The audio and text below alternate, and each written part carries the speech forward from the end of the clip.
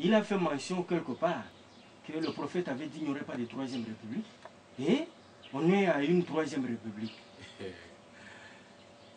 J'allais dire comme chez nous. C'est une erreur de sa part, il n'a pas compris. Ou bien, il y a encore une autre tu me vois, je suis calme. Je souris même. Calme, la prophétie ne s'est pas compris. Ah, tu as vu.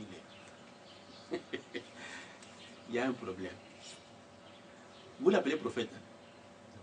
Vous savez comment les prophètes parlent. C'est la première fois que chez les païens, ils vivent un prophète. Jésus, quand il est venu, hein? Jésus, le Christ, le Fils de Dieu. La prophétie disait quoi? Le Christ demeure éternellement. Quand il était question qu'il meure, qu'est-ce que les gens ont dit? Mais quoi? Lui, ça ne peut pas être lui. Parce que l'Écriture dit que le Christ demeure éternellement. Alors, qui a menti? La prophétie ou Jésus? Parce que Jésus est mort. Oui, mais c'est ça. L'Écriture dit le Christ demeure éternellement. Il était question de mourir. Les gens se sont posés. C'est Jean chapitre 12. Vous pouvez aller du verset 30 à 33. Vous arrivez même à 34. C'est ce qui est dit. Vous voyez, le problème, ce n'est pas... Quand Dieu parle, moi je sais, il a dit qu'il n'y a pas de troisième république.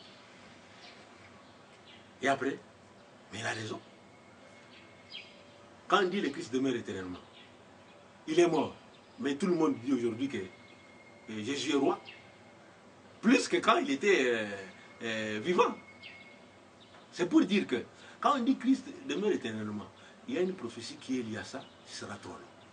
Quand le prophète a dit que pas de troisième république, il vous a dit, et vous n'entendez jamais, il dit, l'occasion vous est permise de pouvoir, c'était en 2006, hein, de pouvoir faire le choix de Dieu. Mais si vous refusez, vous allez goûter à l'amertume. Vous allez être bloqué. Je crois qu'on avance au galop, on n'est pas bloqué. Le pays est dans une expansion extraordinaire et vive le développement. Je crois que c'est ça. Ce sont encore des problèmes de ces recherches toujours. Je crois qu'il y a le Premier ministre qui a dit, j'ai lu dans un journal, il dit que le pays va mal. Il va mal depuis quand?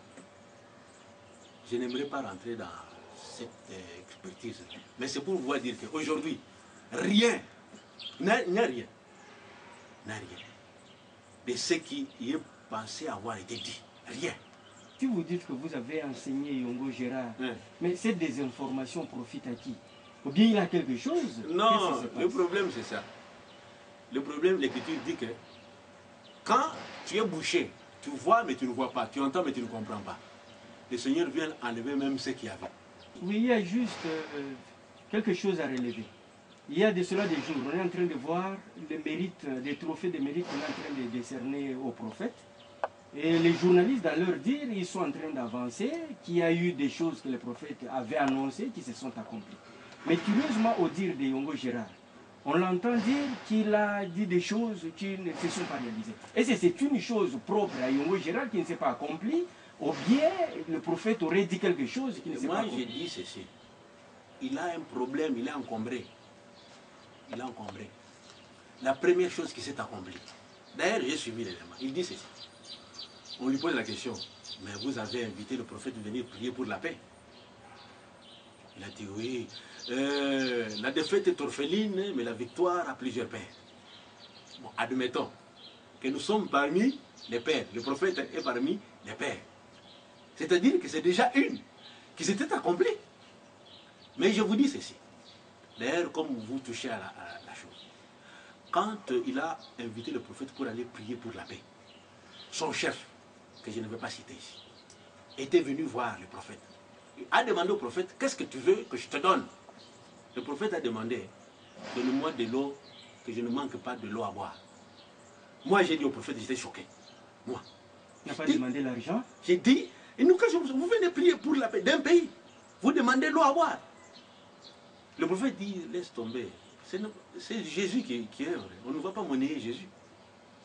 C'était l'occasion du prophète de demander au gouvernement en face de pouvoir lui donner quelque chose. Il va prier 2 jours, s'il te plaît.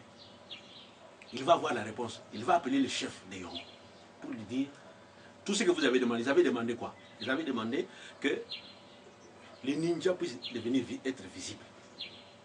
Les gens qui sont embrassés, c'est cette période-là que les ninjas ont commencé à être visibles. Son chef avait dit ceci, nous sommes partis partout, nous avons payé des marabouts, des prières, de toutes sortes, rien. C'est ce qu'il avait dit. 2 jours après, le prophète a le message, il donne à son chef.